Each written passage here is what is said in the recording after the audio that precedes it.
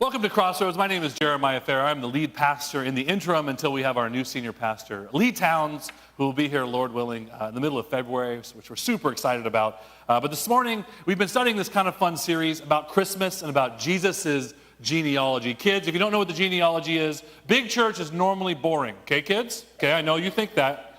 It's really boring this morning because we're talking about the genealogy of Jesus. And that's where Jesus kind of came from. And there's all these names you list. And even if your parents say they read the whole Bible, kids, they skip that part, okay?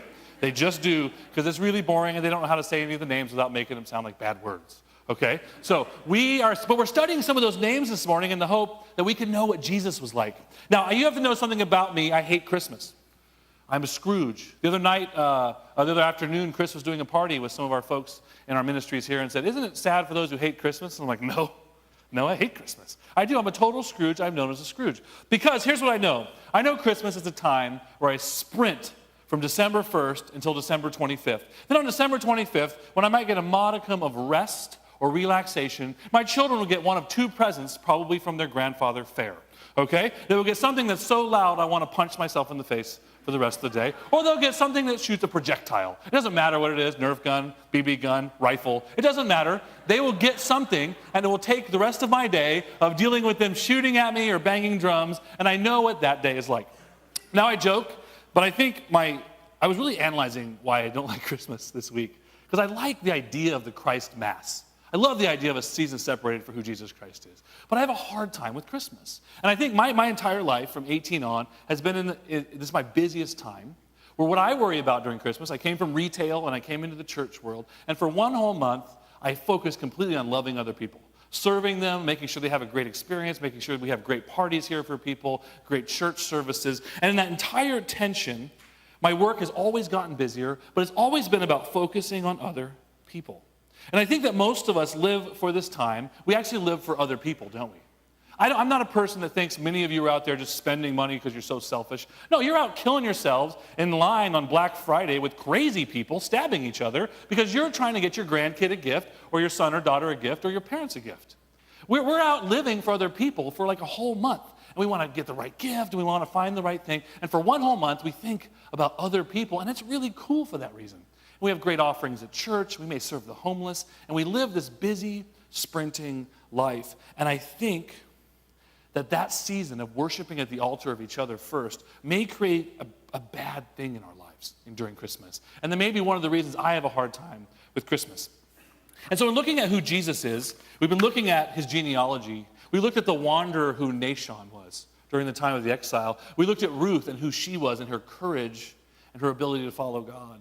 And this morning, we're looking at a man named Zerubbabel. Zerubbabel, kids. Enjoy that one later, okay? Zerubbabel. Now, he is the last person we know anything about in Jesus' genealogy. After that, it goes dark. We know the names. We don't know their circumstances. We do not know where they come from. But we know who Zerubbabel was. Now, quick history. About 2,500 years ago, the Jews were taken out of Israel, and they were moved to Babylon, 45,000 people. They were the richest, the most influential. They were all the priests, all the leaders. They up and took everyone. So the nation would completely fall apart. They burned Jerusalem. They tore it down. They left rubble, and that was all that was left. About a few years later, about 50 years later, Judah, a better king, came into Babylon and said, "Judah, you may return to your land." And so there was an entire group of people that got to return to their homeland in Jerusalem. Okay? Now you have to remember, one of the things that happened during this time in Babylon was this tribe of Judah. What Babylon hoped to do was by putting you in our culture, you would forget your culture and like ours better, and you would slowly assimilate until you disappeared. And there was an entire group of Jewish people that refused it. This is where we get the commands from God to be holy and separate from the culture around us. Because if you look like the culture around you, you are like the culture around you, and there's nothing special about you anymore. As a church, if we look just like outside these walls, there's no reason to have a church anymore. And so the people of Judah kept themselves separate, and they kept their own culture. You see this with Daniel. Remember Daniel? He wouldn't eat the meat they offered him, and he would pray in his room even though people told him not to. That was all during Babylon, and it was an effort to keep the best parts of Jewish culture around this God called Yahweh. And they did this. In fact, this is when we think most of the Bible was put together. They started grabbing these prophets and writings and history, and they put it all together so they could keep some sense of self-identity. And after several generations comes Zerubbabel. Zerubbabel's grandpa was the king taken into exile during the time of Babylon under Nebuchadnezzar. His father lived in exile. He had never known Israel. He lived completely in exile. He knew it only as a legend, perhaps by reading those books they'd collected. He heard of the times of Solomon and David and these great amazing things David had done to this 9-foot giant. And he heard of this beautiful city, Jerusalem, and the temple, and he had dreams of returning. And when this man, this king of Persia said, you can go back, he led 45,000 people back to the land of Jerusalem. Back to the land of Jerusalem. The exiles returned. Now here was the hard thing on their return. Life was better in Babylon. Sometimes we see that in our cultures here. We'll see students who have come from war-torn countries to go to school in America, and they return to places like Sudan, to difficult places where they are living already. They return to go make a difference. But on returning, it's very discouraging. Imagine if you came from Babylon, where everything was great, in the hanging gardens of Babylon, the most amazing empire of the time, where you had enough to eat, you had places to live because the king provided for you, and you went back home to a city that was completely destroyed. It was completely gone. You walked across a desert, by the way, across the entire Middle East, from what is now Iraq to Israel. You walked all the way across the desert, following this man named Zerubbabel, who was your governor, who was your leader, and you walked all the way, and as you walk into Jerusalem, it is nothing like you expected. It is a bare hill with stacks of rocks. And this is what you were promised, and this is what God promised you. And you can imagine their sense of disappointment as they step into this space. And you walk into nothing. You walk into nothing. You come from the most plush place on earth into nothing. Ezra says this: when the 7th month came and the Israelites had settled in their towns, the people assembled together as one in Jerusalem. Then Joshua, son of Jozadak, and his fellow priests, and Zerubbabel, son of Shealtiel, and his associates began to build the altar of God of Israel, to sacrifice burnt offerings on it, in accordance to what was written in the law of Moses, the man of God. Despite their fear of the peoples around them, they built the altar on its foundations and sacrificed burnt offerings on it to the Lord, both in the morning and the evening. Then in accordance with what is written, they celebrated the festival of tabernacles with the required number of burnt offerings prescribed for each day. So reconstruction of that old temple where you were supposed to worship this God started around this time period. They get there, they're like, we got to have a place to worship God first. They set up the altar, they build a little bit of the foundation, and they start working on their own houses. He gets stuff going, Zerubbabel does, but you can imagine his issue. He's going into a town where the people don't have enough to eat. They have nowhere to live. You're watching these families you traveled across the known world with some sort of hope. You are their leader. What do? You put their houses up. You get into their lives, you're like, let's get your houses up. Let's get this house up, and everybody jump in on their house, and the Smith house, and the Jones house. Let's get this going. Those kids are sleeping on the street. You're just a couple. Let's get that house up first. And they begin to rebuild Jerusalem. Do they do it selfishly? No. We know they forgot God's temple. But do they do this out of selfishness? No, they do not. They do it out of need. They go out and sprint and get places for themselves to live so they do not suffer and die. And so you can see the busyness in those first years. They set up the altar. They have a place to worship Yahweh, and they go into their own lives, and they sprint, and they run, and they build, and they try and get crops going around the city, and they try and get safe places for their kids. Forget the walls. The walls wouldn't be rebuilt for another 100 years till Nehemiah shows up and rebuilds the walls. Forget those. We don't have houses for our kids. We don't have food on the table. And so as their leader, Zerubbabel, jumps in, and you can see him in the scriptures get going, get busy, get the houses built, get the city rebuilt. About 5 years later, there's still just a foundation for the Lord's house, and there's still just an altar. And this guy named Haggai shows up. There's another fun name for you kids. Haggai. That book you skip by, but you memorize because it's at the end. Haggai, Zephaniah, Malachi, as I like to pronounce it. Malachi is incorrect. I looked it up once. So, this guy Haggai and Zechariah show up. And they walk into town, and they see that the houses are going well and the temple is not. And Haggai says this. It says in chapter 1 of Haggai, in the 2nd year of King Darius, on the 1st day of the 6th month, the word of the Lord came through the prophet Haggai to Zerubbabel, son of Shealtiel. This is what the Lord Almighty says. These people say, the time has not yet come to rebuild the Lord's house. Then the word of the Lord came through the prophet Haggai. Is this a time for yourselves to be living in your paneled houses while the house of the Lord remains in ruins? That's a fun question. God asks those questions where you're like, oh, thanks God, that was fun. He's probably standing with a couple of people. You're like, whose house is this? This looks good. Oh, that's my house. Hey, why does the Lord's house look like this and yours is up? And the guy doesn't say anything.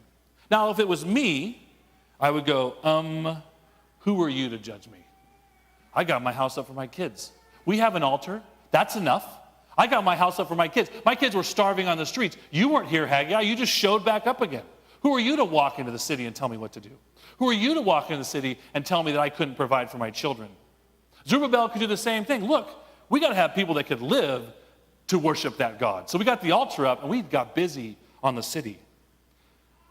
By focusing, but here's what Haggai is doing. This isn't just about building a church. This isn't just about a space where a church gets built. Haggai is saying you've forgotten who you are. The thing that made you special in Babylon is you knew this Yahweh. And you've forgotten that. And you've forgotten it for a very good reason, because you love each other very much. And you love your kids. And you're trying to do the right thing for those kids. And you're doing it for great reasons, but you've forgotten. And by that altar looking like this, it shows the state of your hearts. You are consumed by the needs of the people around you and the love of the people around you, and you've forgotten the other love you have, which is for God. You've forgotten it. You've become defined by your love of other people and not by me. How much does that define our culture? That our culture is very loving. We don't want to offend anyone. We want to be kind to everyone. We don't want to say words that are offensive. We've had a whole drama with the Duck Dynasty thing coming up, right? And all these things coming through. You can't say that. You can't say that. And at the heart of that is really trying to love people. But at the depth of that, you cannot love people and forget to love God. That's a terrible thing to do. In your bulletin this morning is the verse, teach your children, love the Lord your God with all your heart, mind, and soul. They forgot. How much does that sound like Christmas? As we sprint and love other people and look for that and help. And how can I help this person? And how can I help that person? And you are slowly being drained and exhausted. And you can hear the words of Haggai. What are you doing? You're building your house and you've forgotten what this sense and season is all about. They lost their purpose, symbolized by the temple. They lost their purpose. In loving each other, they lost what they were supposed to do. But something happened in Zerubbabel. In fact, by the way, Haggai says this amazing thing. He says something along the lines of this. This is what the Lord Almighty says. Give careful thought to your ways. You have planted much, harvested little. You eat, but never enough. You drink, but never enough. You put on clothes, but you're not warm. You earn wages only to put them in purses with holes in them. How does that describe your Christmas? You sprint and you help people, and the kids open their gifts, and it's empty. And you run and you love and love and love and love, and you leave yourself out there, and when you eat and drink, you cannot have enough because you're really just trying to fill something that God was supposed to fill, even if you're a Christian this morning. We sprint through this season in the hopes of loving people, and we forget what the season was about in the first place. And Zerubbabel and God's message through Haggai is that kind of a reminder. And Zerubbabel does something that no other. He's amazing. He's a perfect picture of what Jesus is like. Remember, Ruth was like Jesus in her ability to stick someone loyally. Remember, Nashon's ability to wait was just like Jesus' ability to wait for God to move before he did something. This guy does something that no one else, his ancestors messed this up so bad over and over again. Haggai 1:12 says this. Instead of Zerubbabel freaking out, I built the houses, I'm not ashamed of that. Haggai says this to him. This is what it says. Zerubbabel, son of Shealtiel, and the whole remnant of the people obeyed the voice of the Lord, their God, and the message of the prophet Haggai, because the Lord their God had sent him. And the people feared the Lord. He did something crazy. He obeyed. No one had done this. You ever read the Bible straight through? I know the stories. And the prophet will show up and be like, doom is at your gates, but turn and you will be saved. And there's this one moment where you're like, maybe this time, my 8th time reading through the story of Israel, this one idiot king will be like, yeah, we'll do that. We'll do that. Never do they do that. The entire story of the Old Testament is like the prophets showing up. You should stop. We're not going to do that. You should stop. We're not going to do that. You should stop. We're not going to. It's over. Almost all of his ancestors, from Solomon to Zerubbabel, messed this thing up. And Zerubbabel gets this message. He looks this prophet in the eye, probably a crazy man from the wilderness, screaming at the gates. And he says, let's do this. He's right. He's right. We messed up. We got our priorities messed up. We messed this thing up. And he gave us the great gift of Jesus. Jesus was obedient unto death. He passed this through his lineage to the person of Jesus. Jesus took on this ability to obey when no other Israelite king or governor ever had, really. There were glimpses of Hezekiah or Josiah. But Zerubbabel never stalls. He goes, he's right, build the temple, go. And in 5 years it's built. It's up, it's going, it's running. It's a shadow of what it was before. But he listens and he obeys. He obeys. He obeys. He readjusts the entire nation's priorities. We know the nation looked up to him for this because there were some rumors back in the day that he was the Messiah because he came from the line of David. And he'd done so much good for the people of Israel, the people of Judah. But instead, he was the great, great, great, great, and so on grandfather of the Messiah, Jesus. Here's what he says. He says, why don't we let God readjust our priorities? The man who had dragged them across the desert, who'd given them hope when they were building, who gave them a real future, and he ended by giving them a real future by showing them how to obey God and how to readjust in a season where you're loving other people to who God is and God first. He could see that simply loving others is not enough. It is empty, and is only half of what we are here for. And it isn't even the best half. He knows that simply loving others can be something totally and utterly destructive. How many of you need a Haggai in your life right now to yell at your doorstep like, what are you doing? Stop! Put the presents down! Stop! Stop! I do. I wake up like the last week sick from exhaustion, sick from sprinting. I wake up in the mornings and it's like, ugh, and I don't even want to get out of bed, and it's just exhausting to think through another day. And I loved it. I got to visit people, friends of mine, who I knew just came to Christ, and I got to go to the Bay Area and sprinted all over the state visiting people who needed to hear from their friend or their pastor. It was wonderful, and it's utterly exhausting because I was not built to sprint through and just love people. You were not made to simply love people. It is wonderful. It is fulfilling, but you were not built to just do that. It is empty. You were not built to just spend days serving your kids and grandkids or your parents. You were not built to do that. It's great, and it's part of it, but it was not meant to consume you as it does in our culture right now. It's a bonus to loving God. Without it, it's empty. You were meant to love God than others, right? And this is the great trap of the Christian. Love people, love people, love people, love people, and you burn out. And we wonder why pastors burn out, and ministers burn out, and Awana leaders burn out. We wonder, because we love people, forget God. Forget God. Be busy, love people. And we burn out. I say love God. I say create space where you enjoy Him. Whether it be a church service, you can be with your kids, or you can go by yourself. That's okay. Go to both Christmas Eve services. Send them to the first one and then send them off, right? With someone else. It'll be fine. How much of your month has been sprinting? I know for my wife and I, it's just a sprint, and it's not fun. And we love the results we see in people's lives, but there's something going on in us that's not good. It's not good at all. Because we forgot. We forgot our temple. We forgot the voice of Haggai in our lives. By the way, those of you who need the voice of Haggai, he's screaming at you. You haven't stopped long enough to hear it. I guarantee there's people around you like, stop, stop, stop. What are you doing? Stop. And you're just going. I am, you are, we all are. We all are doing it in this season. Does your love for him grow during this time or shrink? How do you hear his voice? Has Haggai been talking to you and you haven't been listening? Has God been talking to you? And like Zerubbabel, are you ready to listen and obey? And maybe not go shopping this afternoon, even though there's really good sales. Okay, maybe just half the afternoon. Maybe you take the half of it and spend some time with God this afternoon. Take a walk. I'm a big walker. I love walking with God, having a little conversation. Sure, it looks like a 6'8" crazy man is talking to himself. I don't care. Judge me. I'm bigger than everybody else. I don't care. Till the cops have me in the back of the car. I swear I'm fine. What'd you say, Lord? I'm fine. Here's what needs to happen. Our culture is telling us love, love, love, love, love. Go out, buy for people, buy for people, buy for people. Our kids need to see people that love God first in this season and stop. Our kids need it.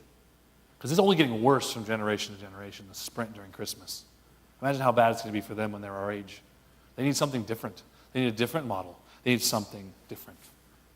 To wrap up this morning, there's this wonderful verse. At the end of all this, Zerubbabel is challenged. You didn't build God's house first. You worried about yourselves. When he could have rose up and rebelled against God, he obeyed and he listened to God's voice. He readjusted his priorities and heard the voice of God, even in the midst of the massive needs of his own people at that time. He readjusted and built a temple and put God back in the center of their universe and their families and their lives and their communities. In the midst of this, after all this is done, God says this, and the Lord stirred up the spirit of Zerubbabel, son of Shealtiel. And the Lord entered and gave him peace and stirred his spirit that he did the right thing. Listen to me, my friends. This happens after, not before. In this season, when you're running, you will not get a nice feeling that stops you in your tracks to go find God. We stop, obey, listen, then the feelings come. Obedience precedes our wonderful faith feelings. It doesn't come afterwards. We don't obey because he makes us feel good. He makes us feel good because we obey. He enters our lives and gives us peace and joy because we obeyed, not before. Only when we listen, not just hear, but listen to God, do the feelings of peace come to Zerubbabel, and do the feelings of peace come to you. Crossroads Church, may you hear his voice well. May you, in the midst of loving other people, hear his voice above all. May you put the temple back up in your lives. May you stop and listen to God, however you do it, with your Bible or with prayer or with a good walk. May you create space for him in the next 2 days, and may you stop the sprint, and may he invade your lives with peace, that on Christmas Day you may enjoy your families. Go in peace, Crossroads Church. We will see you at 4:30 and 5:30 Tuesday night. Thank you.